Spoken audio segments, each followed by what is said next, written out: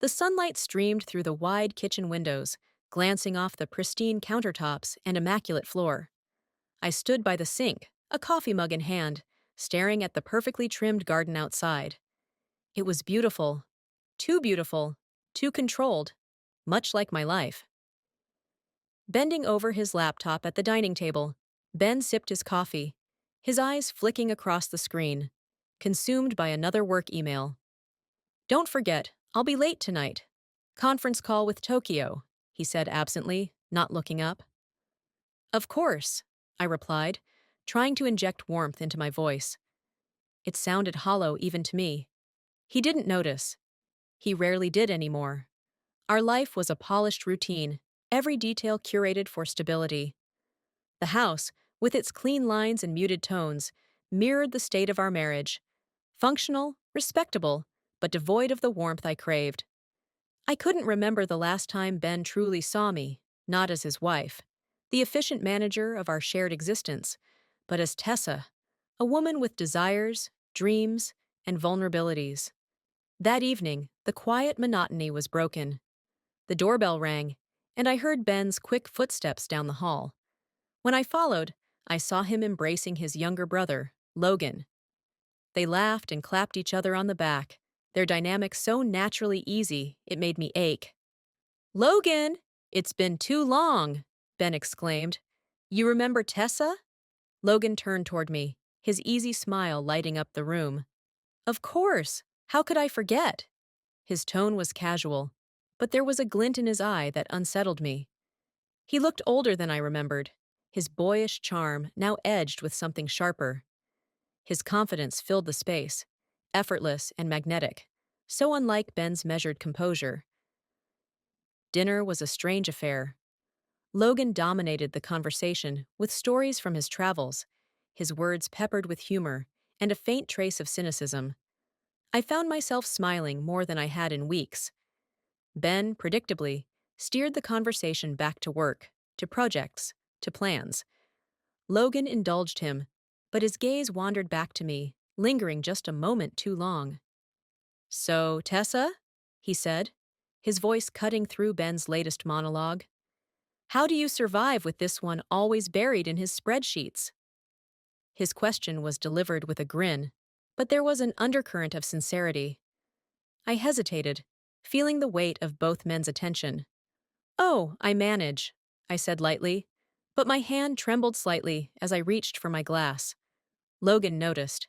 His eyes met mine, a silent acknowledgement passing between us that neither of us dared to name. When dinner ended, I retreated to the kitchen under the pretense of cleaning up. I needed a moment to gather myself, to push away the unexpected flutter of energy that Logan's presence had brought. As I scrubbed at a perfectly clean plate, I heard footsteps behind me. "Need a hand?" Logan's voice was soft, closer than I expected. I turned, finding him leaning casually against the counter, his expression unreadable. "No, it's fine. You're a guest," I said, but my voice lacked conviction. "Well, if you insist," he said, though he didn't move. His eyes lingered on mine, a question in them that I didn't know how to answer.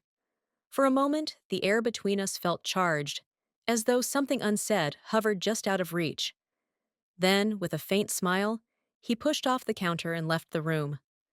Alone again, I leaned against the sink, my heart beating faster than it should. It was nothing, I told myself, just an ordinary evening.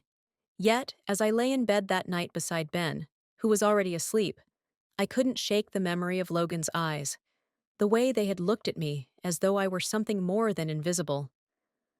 I stared at the ceiling, listening to the soft rhythm of Ben's breathing, and wondered why a single glance could make me feel more alive than I had in years.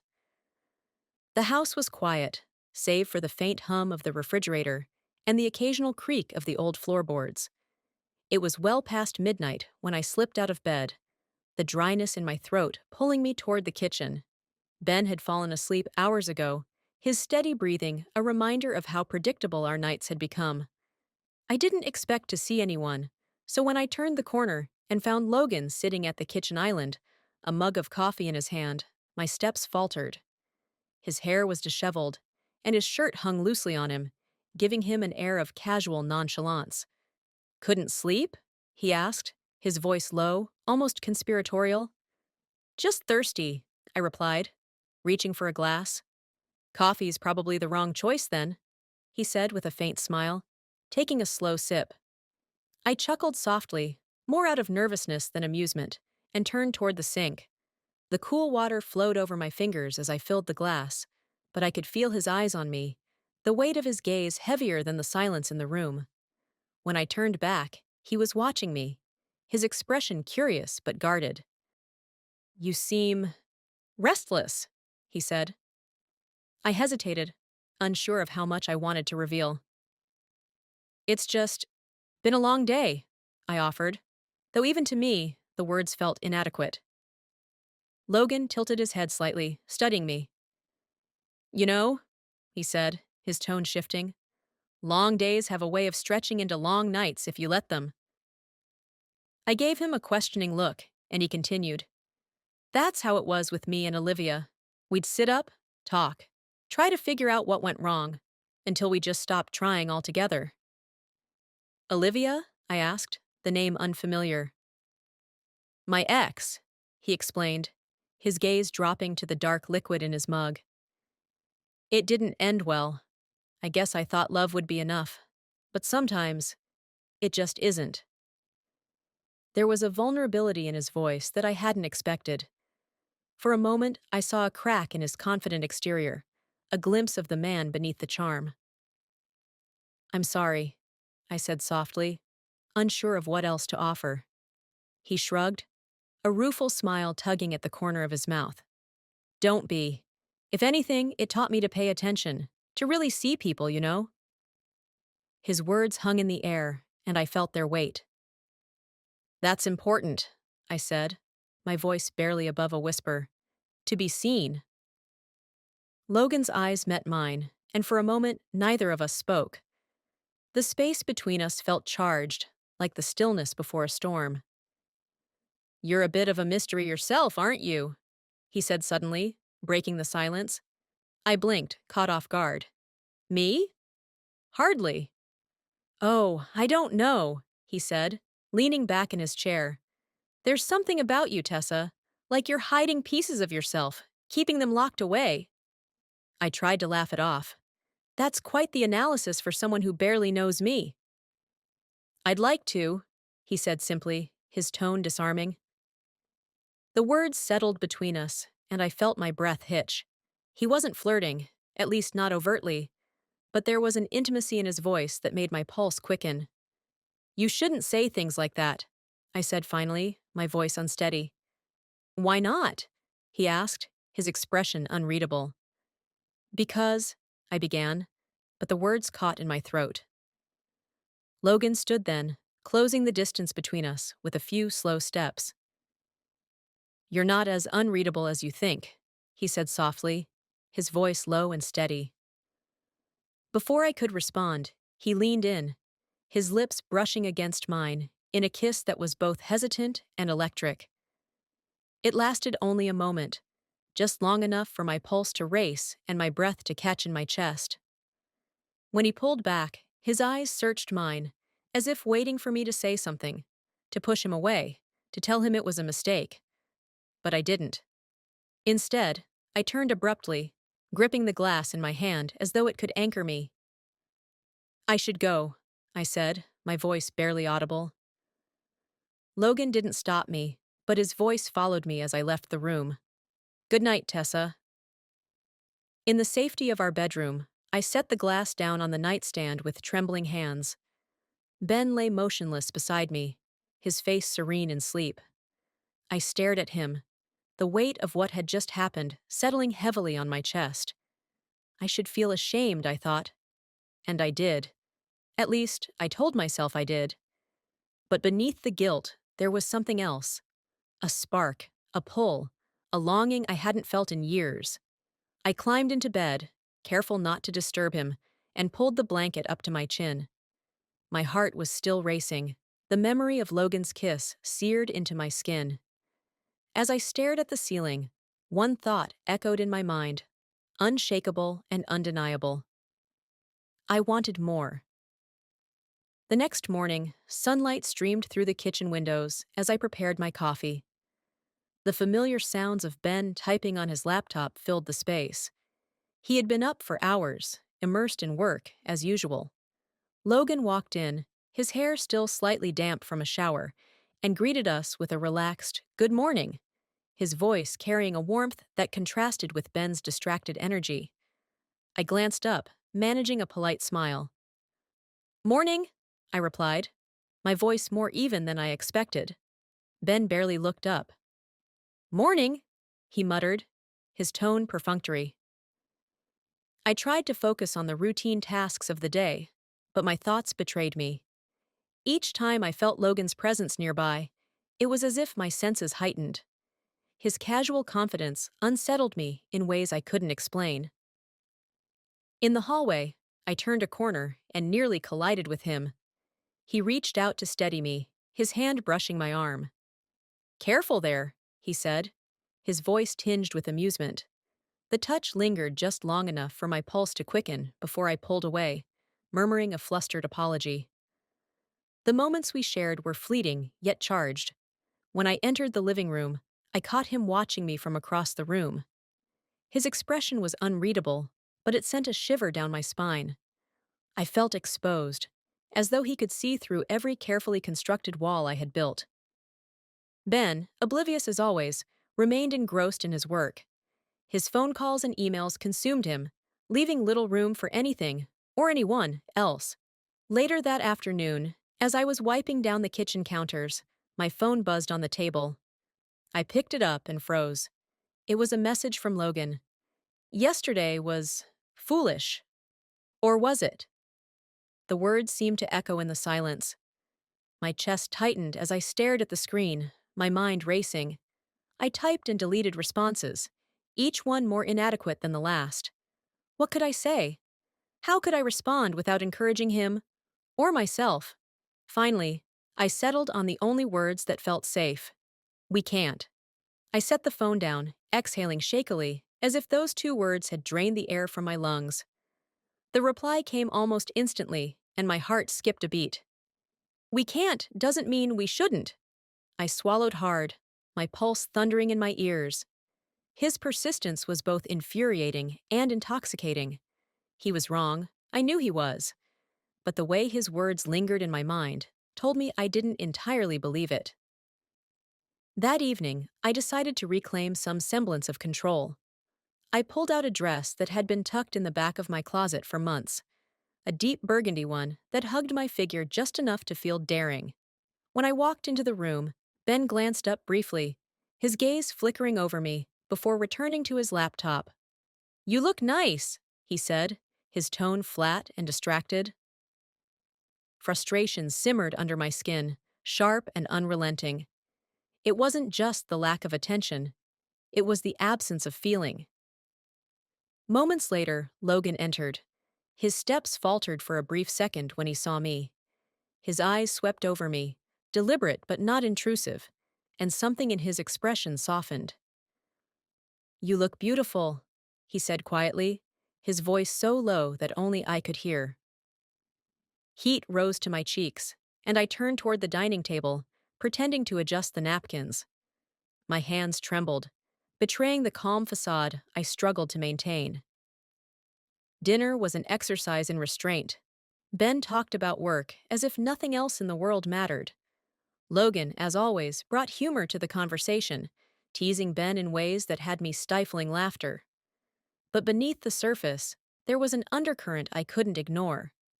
Every glance, every accidental touch, every lingering pause between words, it all felt like a spark waiting to ignite. When the dishes were cleared and Ben disappeared back into his office, I lingered in the living room, scrolling aimlessly through my phone. Another buzz shattered the quiet.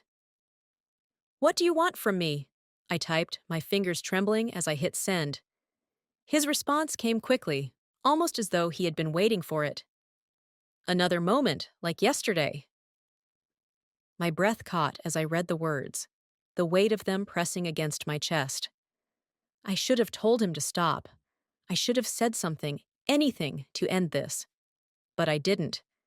Instead, I turned off my phone and climbed the stairs to bed, slipping under the covers beside Ben. He was already asleep, his face calm and peaceful, so unaware of the storm raging inside me. As I lay there, staring at the ceiling, one thought consumed me. I wanted more. The excuse was easy. "I'm meeting Sarah for coffee," I said, grabbing my bag as I passed Ben, who sat at the kitchen table scrolling through emails. "All right, have fun," he murmured, barely glancing up. Guilt tugged at the edges of my thoughts, but anticipation quickly smothered it.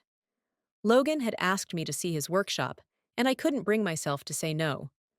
The building was tucked away on the outskirts of town, an industrial relic turned creative sanctuary.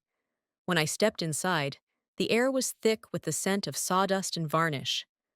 Logan stood in the middle of the room, surrounded by half-finished sculptures and sketches pinned haphazardly to the walls. "Welcome to my world," he said, his voice carrying a hint of pride. I took a few hesitant steps, my eyes wandering over the chaos of tools and materials scattered across the space. "It's incredible," I said honestly. The energy of the room was palpable, a stark contrast to the pristine sterility of my own home. Logan smiled, a flicker of vulnerability crossing his features. "This is where I can be myself. No filters, no expectations." He guided me through the space, pointing out projects in various stages of completion. His voice was alive with passion as he spoke about his work, his hands gesturing animatedly. I found myself captivated, not just by his talent, but by the way he seemed to pour every part of himself into what he created. As we reached the back of the workshop, where the light filtered through dusty windows, Logan paused, leaning against a workbench. I wasn't sure you'd come," he said, his tone softer now. "I almost didn't," I admitted, the truth slipping out before I could stop it. "Why not?" His eyes searched mine, the intensity of his gaze making my breath catch. I hesitated, struggling to find the right words. "Because I know I shouldn't be here," I said finally. Logan took a step closer, the distance between us shrinking. "But you are," he said quietly. The tension was electric, and for a moment, neither of us moved. Then, without warning, he reached out, his hand brushing against my cheek before his lips met mine. This kiss was nothing like the first. It was urgent, consuming, as if all the unspoken words between us had ignited into flame. My hands gripped the edge of the workbench behind me, my heart pounding so loudly I could hardly think. The sharp buzz of my phone broke through the moment. I pulled back abruptly, fumbling to silence the call. My chest tightened as I saw Ben's name on the screen. "I have to go," I said, my voice unsteady. Logan stepped back, his expression unreadable. "I understand," he said simply, though the weight of his words lingered in the air. The drive home was a blur, my mind racing with conflicting emotions. The guilt was sharper now, cutting through the haze of what had just happened, but beneath it was something else. An ache, a longing that refused to be silenced. That night, as I lay in bed beside Ben, my phone buzzed again. I hesitated, my hands trembling as I unlocked the screen. "I think about you, even when I don't want to." The message was short, but it hit me like a tidal wave. My heart raced, and I quickly set the phone down, as if putting it away could make the feelings disappear. But they didn't.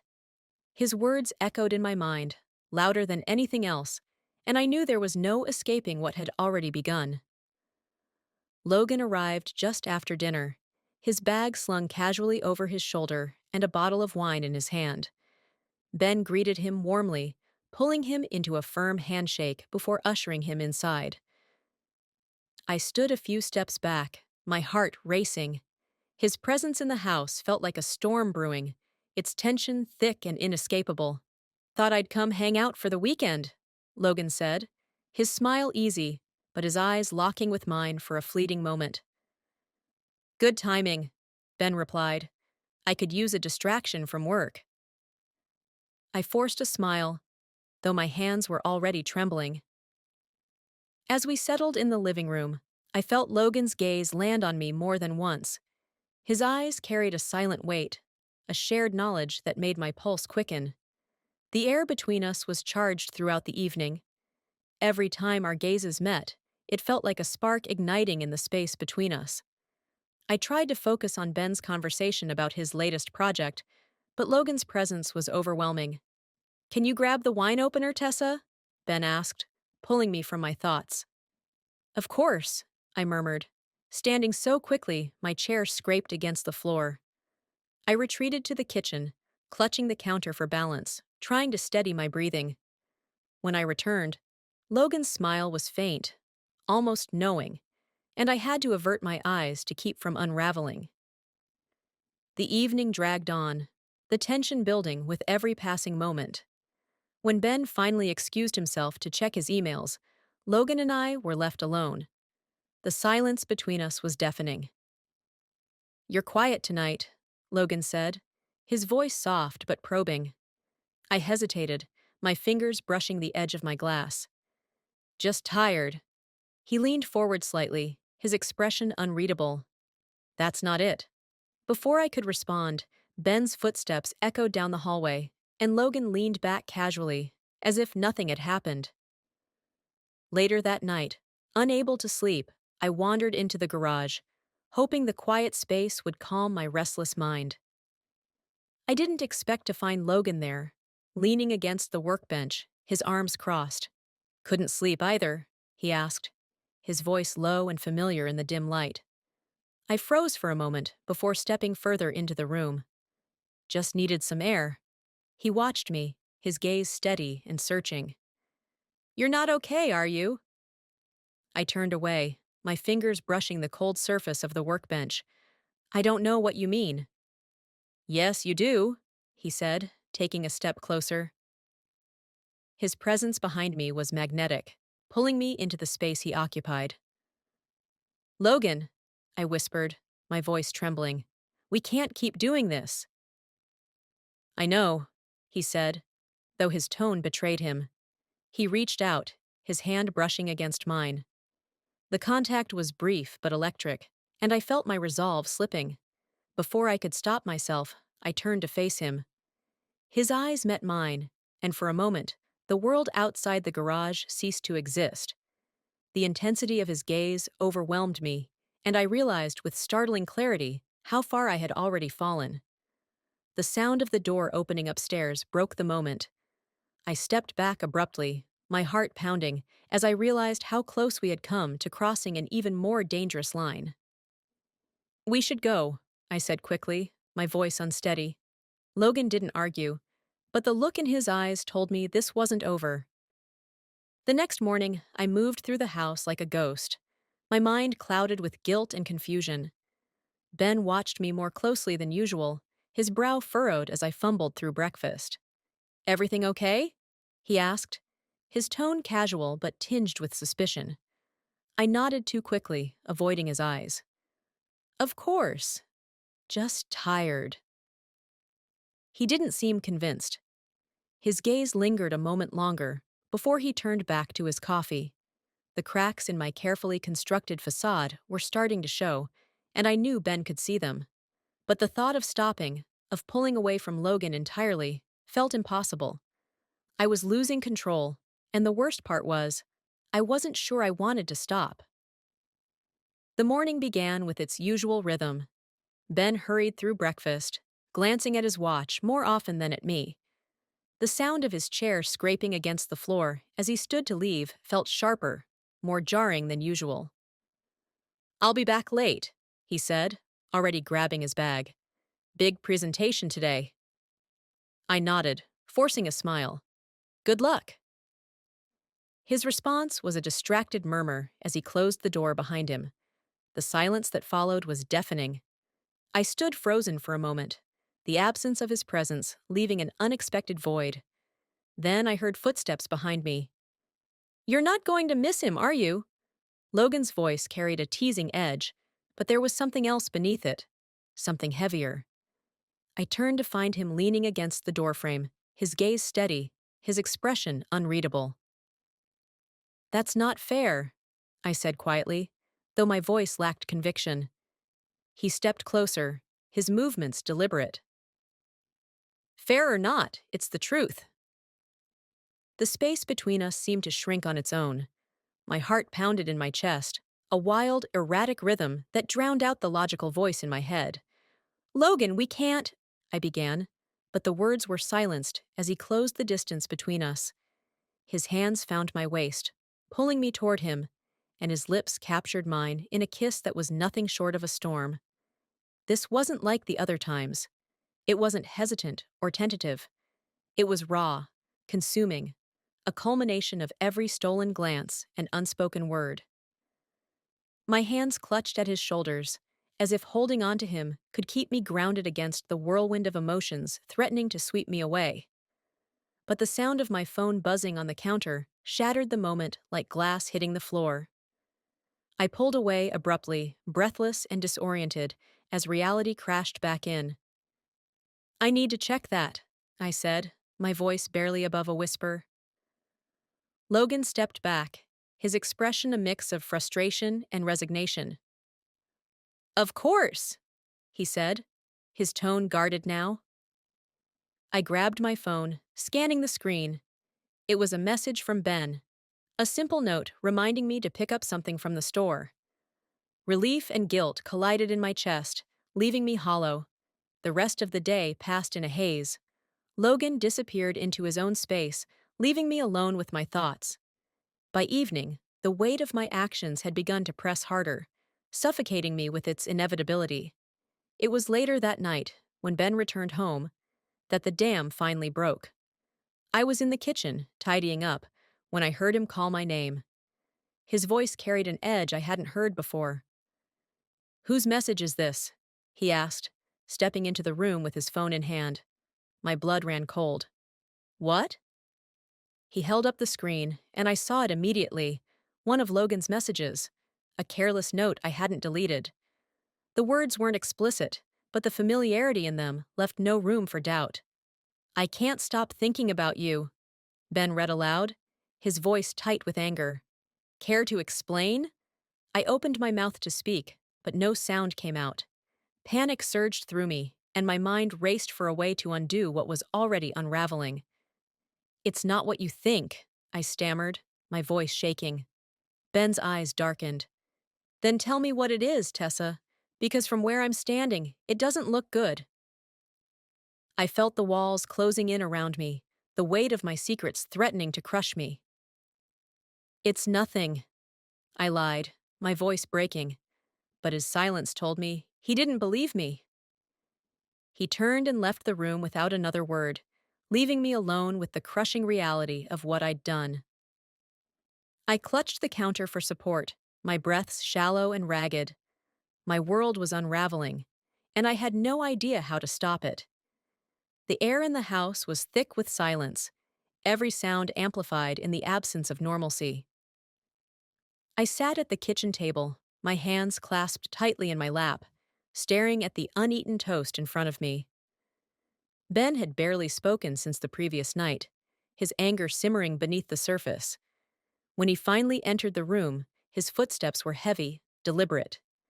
He stopped in front of me, his arms crossed, his jaw tight. "Is there something you want to tell me?" His voice was calm, but the edge in it cut through the air like a knife. I swallowed hard, my heart racing. "What do you mean?" "You know exactly what I mean, Tessa," he said, his voice rising slightly. "Is there something going on between you and Logan?" My throat felt dry as sandpaper. "No," I lied, the word barely audible. Ben's eyes narrowed, and he slammed his hand on the table, making me flinch. "Don't lie to me," he shouted. "I saw the message, Tessa. I can't stop thinking about you. Do you think I'm stupid?" My chest tightened, and I struggled to find the words. "It's not like that," I stammered. "Then what is it like?" he demanded, his voice dripping with disbelief. "Because from where I'm standing, it looks exactly like that." I opened my mouth to respond, but no excuse came. The weight of my deception was suffocating, and the realization that I had no way out hit me like a tidal wave. You lied to me, he said, his voice dropping, laced with betrayal. You've been lying to me this whole time. Before I could answer, the doorbell rang. My heart sank as I realized who it was. Logan. Ben shot me a sharp glance before storming out of the kitchen. I heard the door open and his angry voice greeting Logan. Moments later, they both appeared in the kitchen, the tension between them palpable. What the hell is going on? Ben demanded, his gaze darting between us. Logan's expression shifted, a mixture of defiance and regret. Ben, Don't you dare try to justify this, Ben snapped, his voice shaking with rage. You're my brother, how could you? Logan looked at me, his eyes searching for something. Understanding, forgiveness, a way to fix what had already been broken. But I had nothing to offer. Tessa, Logan said softly, his voice almost pleading. Say something. I shook my head, tears streaming down my face. I didn't mean for this to happen, I whispered. Ben's laughter was cold, bitter. Didn't mean for it to happen? He repeated. That's your excuse? I'm sorry, I said, my voice cracking. I didn't want to hurt you. Too late for that, Ben said, his voice flat. The room felt like it was spinning, the walls closing in around me. I couldn't breathe, couldn't think. All I could see was the wreckage of what I had done, the destruction I had brought to my life. I need to go, I said suddenly, pushing back my chair and standing. You don't get to run away from this, Ben said sharply. I didn't respond. I couldn't. I stumbled out of the room, leaving them behind, their voices a distant echo as I fled upstairs. In the sanctuary of my bedroom, I collapsed onto the bed, my body shaking with sobs. My carefully constructed world had shattered, and there was no way to piece it back together. This was my doing, and I knew there was no escaping the consequences. The house was unnaturally quiet the next morning, the kind of silence that presses against your chest and makes it hard to breathe. I sat at the edge of the bed, staring at the floor, the events of the previous day looping endlessly in my mind. I could hear faint voices downstairs, Ben's steady, measured tone, and Logan's softer, almost apologetic murmurs. Their words were muffled, but the tension was clear. They were talking about me, about us, about the mess we'd created. When I finally gathered the courage to descend the stairs, I found them in the living room. Ben stood rigidly near the window, his back to us, while Logan sat on the edge of the couch, his hands clasped tightly together. I'm leaving, Logan said, his voice breaking the oppressive stillness. He looked up at me, his eyes filled with something I couldn't name, regret, maybe, or resignation. It's the only thing I can do now. I opened my mouth to protest, but the words wouldn't come. What could I say? That I didn't want him to go? That it wouldn't change anything? Ben turned then, his expression colder than I'd ever seen it. It's for the best, he said, his voice sharp and final. Logan nodded, standing slowly. He hesitated for a moment, his gaze lingering on me. I'm sorry, he said softly, the words heavy with meaning. And then he was gone, his footsteps fading down the hall, the door closing behind him, with a finality that echoed through the house. I looked at Ben, hoping to find something in his eyes. Anger, sadness, anything that might give me a clue as to what he was feeling. But his face was unreadable, a wall I couldn't break through. I'm leaving too, he said, his voice devoid of emotion. What? I whispered, the word catching in my throat. I can't stay here, Tessa, he said, his gaze fixed somewhere beyond me. Not after this. Not with you. Ben, please, I said, taking a step toward him. We can fix this. I can fix this. He shook his head, finally meeting my eyes. It's too late, he said simply. You made your choice, and now I'm making mine. He walked past me without another word, heading upstairs. I heard the sound of a suitcase being unzipped, of drawers opening and closing, and then his steady steps back down the stairs. "Where will you go?" I asked, my voice trembling. "Does it matter?" he replied, his tone colder than I'd ever imagined it could be. I stood frozen as he opened the front door, his suitcase in hand. He paused for the briefest of moments, as if he wanted to say something more, but then he stepped outside, and the door clicked shut behind him. And just like that, I was alone. The house, once a place of safety and routine, now felt like a stranger. The walls seemed to close in, the silence oppressive and suffocating. Every room carried memories of laughter, of conversations, of moments I'd taken for granted. Now they were haunted by the absence of the people I'd driven away. I wandered aimlessly from room to room, the weight of my actions pressing down on me with every step. The reality of my choices was inescapable. I had destroyed everything: my marriage, my home, my sense of self, and there was no one to blame but me. By the time the sun began to set, casting long shadows across the empty house, I sank onto the couch, staring at the blank television screen. The silence was unbearable, but I couldn't bring myself to fill it. I couldn't bring myself to do anything at all. I had wanted so much: connection, passion, a sense of being seen. But in chasing those things, I had lost everything else. And now, I was left with nothing but the consequences. The days that followed were a blur of silence and stillness. The house, once alive with footsteps, voices, and the rhythms of daily life, now felt like a cavernous void. Every creak of the floor, every faint sound of the wind outside, echoed louder in the emptiness. I wandered through the rooms aimlessly, my feet dragging on the wooden floors. The living room, where we'd spent countless evenings together, felt foreign now. The dining table, still set with 3 chairs, was a stark reminder of the people who no longer occupied them. In the bedroom, Ben's side of the closet hung empty. The absence of his neatly arranged shirts and ties was like a gaping wound. The faint scent of his cologne lingered, and I found myself standing there for longer than I should have, staring at the void, feeling the weight of his absence press down on my chest. Logan's departure left its own shadow. The memory of his touch, his gaze, haunted me, but now it felt hollow, stripped of the allure it once held. There was no joy in remembering, only regret. Each day bled into the next, the routines I once clung to now meaningless. Meals went uneaten, the television remained off, and I rarely bothered to check my phone. Isolation wrapped itself around me like a heavy blanket, suffocating and inescapable. In the quiet, my thoughts became my only company. I replayed every moment, every decision, every step that had led to this.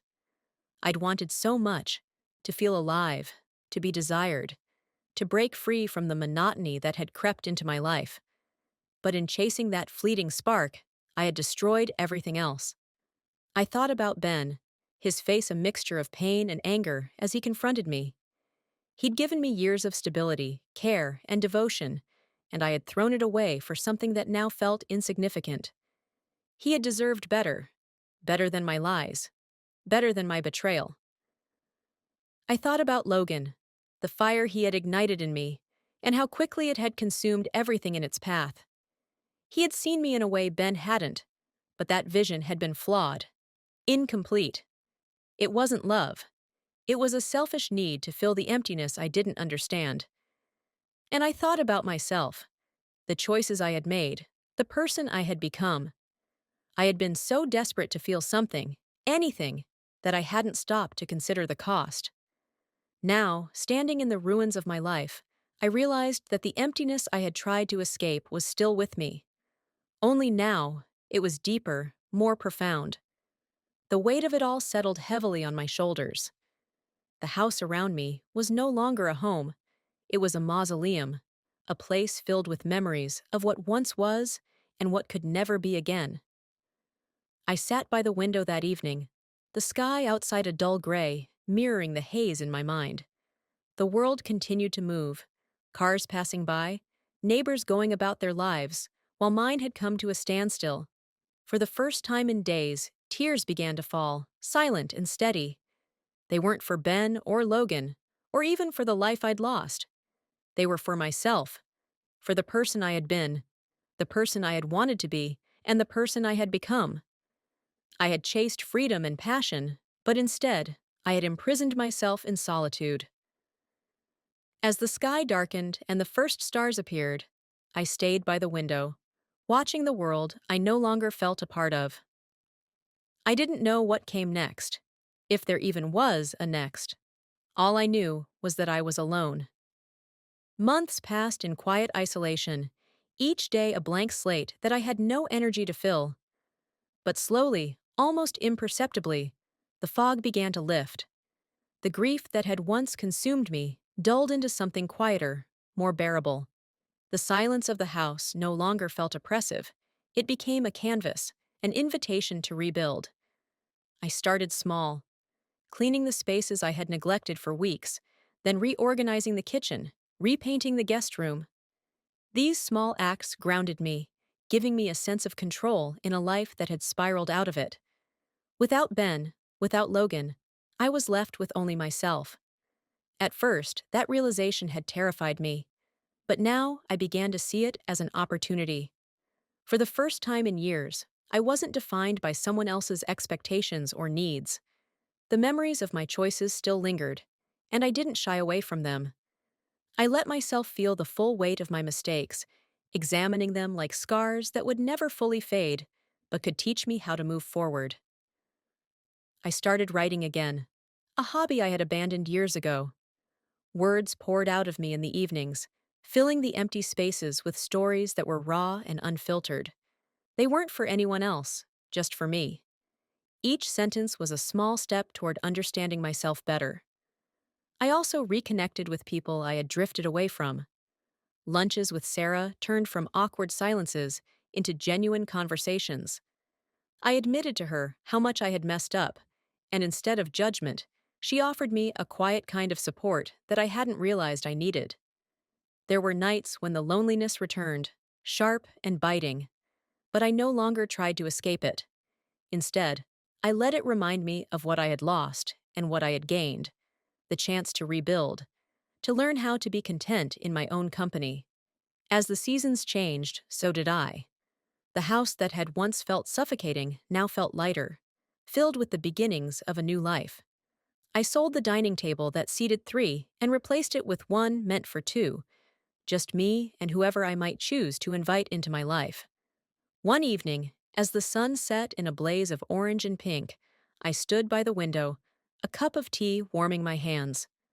The world outside was bustling as always, but I felt no urge to rush back into it. For now, I was content to watch, to take my time. My reflection in the glass looked different, stronger, more certain. The woman staring back at me wasn't perfect, but she was honest. I wasn't defined by the mistakes I had made. I was shaped by the lessons they had taught me. The future stretched out before me, uncertain but full of possibility. I didn't know what it held, and for the first time, I was okay with that. I set the tea down and leaned against the window frame, the cool glass pressing against my forehead. My face was calm, my heart steady, and my gaze fixed on the horizon. I was ready,